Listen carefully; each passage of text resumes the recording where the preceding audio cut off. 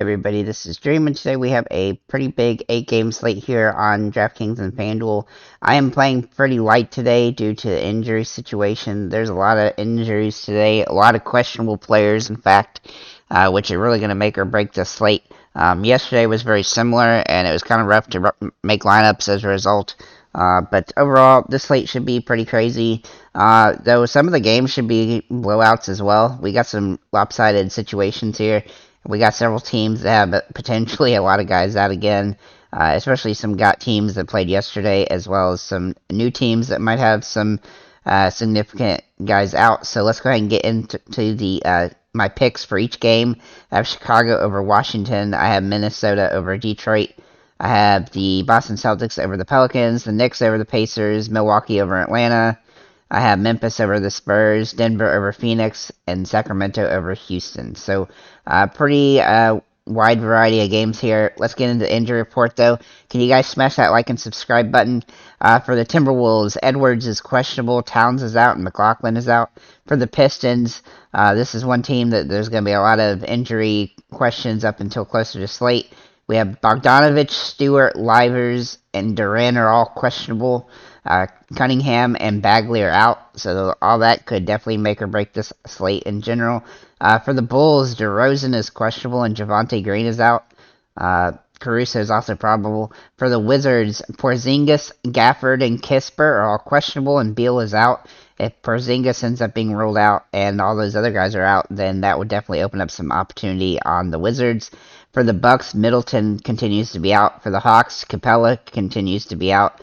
For the Pelicans, Zion and Ingram are both out. Herb Jones is doubtful. If Herb Jones misses, that should open up some potential for Larry Nance. For the Celtics, Smart and Robert Williams are both questionable. For the Pacers, Nesmith and McConnell are questionable. For the Knicks, Barrett is questionable. That could definitely change the outlook of the Knicks if he ends up staying out again, especially for Emmanuel Quickly. For the Spurs, Keldon Johnson is questionable and Vassell is out. If Keldon misses again, that would definitely open up some opportunity. For the Grizzlies, it looks like everybody's back, and then Clark is out, though. For the Suns, this is another team that's going to have a lot of questions up until closer to slate. Ayton, Shamet, and Chris Paul are all questionable. Booker is out, Payne is out, and Cam Johnson is out. If Paul misses again, look for Washington Jr. to be a great option. If Ayton or Shamet are out, then that could definitely open up some possibilities as well. So, with that said, guys, let's get into the players I do like here on DraftKings at this moment. So we're going to start with our guards. We're going to start with Drew Holiday, who's been playing really well. The last game, he finally got a back full stop from his injury situation. He did kind of cap out at 35 fantasy points, but he's really close to getting a double-double, and he should start scoring more as we go. He's right in the range of how many shots he took last game that he'll continue to take, and I expect him to get better as the season progresses, being back from the injury, and his price is just too cheap for his potential in this game, especially in an up-tempo game against Atlanta. Then we're going to look at Mathurin for the Indiana Pacers. Now, he has been inconsistent with minutes, but his fantasy output has been pretty solid lately. And as long as he continues that, then he's going to be somebody to take a look at when he's in this price range. He's been playing pretty solid, and so I think he's got some upside in this matchup, especially considering the fact there's not a ton of upside currently. But obviously that could change with all the injury situation potential. Jalen Brunson's also interesting today. Now, I kind of feel like he's a little bit dependent on some of the injuries for the Knicks, but I look for him to have some good upside. He's had some absolutely ridiculous games lately, and his price, while it has come up, is still fine for his potential in this matchup against Indiana, who really doesn't play defense. And then Monte Morris here for Washington. He should get a lot of upside as a result of Beal being out, and then if other guys are out, that's going to even make his upside even higher. His price has actually gone down because he's had a couple off games, but overall he's got nice upside, and his floor is pretty good for his price. So I think he's viable on the slate by a large margin. Then we're going to look at Eric Gordon here for the Houston Rockets. He obviously is pretty cheap, and he is very scoring dependent, but he's more times than not, he does pay off here. However, he is a streaky player, so his floor is really low. though his ceiling is pretty good for the potential matchup here against Sacramento. Then we're going to look at Rui Hachimura. Now, there's a lot of guys for Washington that look interesting today, so I'm just going to point out that there is a lot of forwards that could definitely get a big boost if Porzingis is out. Him and Abdij could definitely both get some advantage there, but that is very dependent. Then we're going to look at Giannis, who has absolutely had some giant games lately. He's also had some less than that ideal games, but this is a nice plus matchup here against Atlanta, who he should be able to dominate, especially if he can continue to stay out of foul trouble, which he's done pretty good lately. He's been playing pretty well, but he has been beat up a little bit, so do keep that in mind. DeAndre Hunter also looks interesting today. He's been really solid the last 4 games. His price point has stayed about the same too. He is a bit streaky throughout the season, but overall he's been playing well lately, and so he's somebody to take a look at here, especially if you need some value. Then we're going to look at Jaden McDaniels from Minnesota. He's been very interesting lately with guys hurt for Minnesota. He's been playing more minutes, and he's been playing pretty well. His floor is kind of low, but his ceiling is actually really good. So he is kind of risky, but he is about a good play on this particular slate in this plus matchup against Detroit. Larry Nance has obviously got some upside here with injury situation and New Orleans. He has been up and down throughout the season, and he's been hurt for the last couple of weeks, but he's finally back now, and he should play a full complement of minutes like he did last game against Washington. And I expect him to have another good game here, especially if he ends up starting with Herbert Jones likely out. So obviously that's kind of dependent on Jones being out, but if he is out, then he's definitely somebody to take a look at. And then finally, Julius Randle. He has just been elite lately, consistent-wise.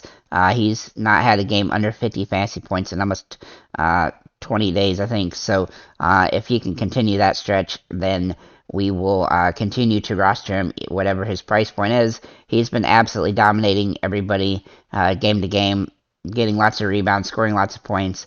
Hopefully that can continue here. He is shooting a lot of threes, do keep that in mind, but he's playing well, and he is willing his team to actually win some games, though they have had some tougher games. This is a nice plus matchup for him against Indiana, who doesn't really play a ton of defense. Then we'll look at centers, and we're going to look at Rudy Gobert. Now, Gobert has been very streaky this season. He's had some really bad games lately, but he's had some really high-end games. His price is still pretty good, and so he is viable, but he is streaky, and his floor is low. So do keep that in mind. Sengun is a little bit of a safer option here against Sacramento. He's been playing pretty good lately and consistent. He's had a couple off games, but for the most part, he gets in the 30-35 range most games, and he's getting pretty. His minutes are ramping back up from his previous injury, so I expect him to get a full complement of minutes and play pretty well in this matchup. Just make sure he ends up starting before you roster him. For FanDuel, things are a lot more bleak on FanDuel. I will not be playing FanDuel at all today. I haven't been playing FanDuel a ton because the pricing of players has just been really not ideal to me, and so I haven't been playing it a lot for NBA. NBA has been such a mess, lately with injury situations. Now, FanDuel could open up with the injuries that we don't know yet throughout the day, so we'll have to see, but right now, my expectation is not to play on FanDuel, but I am going to give you my top picks here. I've got a couple for each position, and so we're going to get started here. We're going to start with De'Aaron Fox. He's been up and down lately, as you can see. He's had some bad games, but he's also got a high ceiling, and so I think that makes him viable on the slate, especially at a plus matchup here against Houston. Drew Holiday also looks like he's in a great spot. He is finally back from injury and playing a full complement of minutes. At least he should in this game, and his price is too cheap for his potential. He has nice upside, and it looks like Milwaukee should be good to go fully as a team outside of Middleton, so he should have some nice upside as a result. D'Angelo Russell also looks pretty interesting today. He's played up and down lately, but if he can get going, he has upside at this price point, and I think he's viable, but he's probably the weaker version for point guard. Then we'll look at Jaylen Brown and also Tatum, in fact. Both of them have some nice upside against New Orleans here, but this game should be fairly high scoring, and I think that both teams I know Boston hasn't been playing quite as well lately, and so that's a little bit of a concern, but he does have upside in this matchup. Uh, Jalen Brunson also has upside here against Indiana. Now he is a little bit contingent on the injury situations there. If some guys are back, he may not be as quite of a great play, but he's still viable right now as we look. Kyle Kuzma for Washington also looks really interesting today, especially if Porzingis ends up getting rolled out. He would have massive upside as a result of that. But his minutes have been fluxing all over the place, and his fantasy output has been pretty steady, though. But he's a little bit expensive unless Porzingis or some other guys are out. But Beal is out, so that does give him some upside as well. Giannis also looks like he's an interesting spot here. I do like the matchup for him against Atlanta, but I also think that he's been up and down the last few games. I don't know if he's banged up some, so maybe checking on that. I know he had some probable tags for a couple days, and he had a couple bad games, but overall, he does have big time upside, and you can't distract away from that, especially in plus matchups where there should be high scoring situations. He's also been managing his foul situation well lately, so that's a bonus as well. Then Domantas Sabonis, he's had one game that wasn't that great lately, but overall he's playing a full complement of minutes, and he's been getting double doubles most games. And as long as he can get over 15 to 20 points, he should be able to pay off here. His price isn't super ideal, but it is viable on the slate, especially with a higher scoring aspect game. Then we'll look at Julius Randle, who actually looks a little bit too cheap here on FanDuel. He's been playing extremely well lately. He's been wildly consistent, and I expect him to continue that here in a nice plus matchup against Indiana. Then we'll look at Rudy Gobert, who has a high floor but a low ceiling. A high ceiling but a low floor, rather. He's been really streaky this season. He's had some really good games, some really bad games. His ceiling is obviously over 50. He can get 20-some rebounds in some games, like he did the other day against the Clippers. But then he can have really bad games where he scores 22 fantasy points total and doesn't get any rebounds.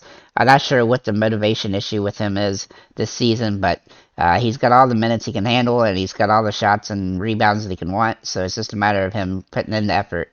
Then Alperen Sengun, he's a little bit cheaper than Gobert, and he's a little bit safer because he's been pretty consistent lately. He's had a couple off games, but overall, I think he's pretty viable on the slate as a decent option. Do make sure he ends up starting, though. So, with that said, guys, thank you for liking, commenting, subscribing. If you have any comments or questions, feel free to leave them below, and have a nice day, guys.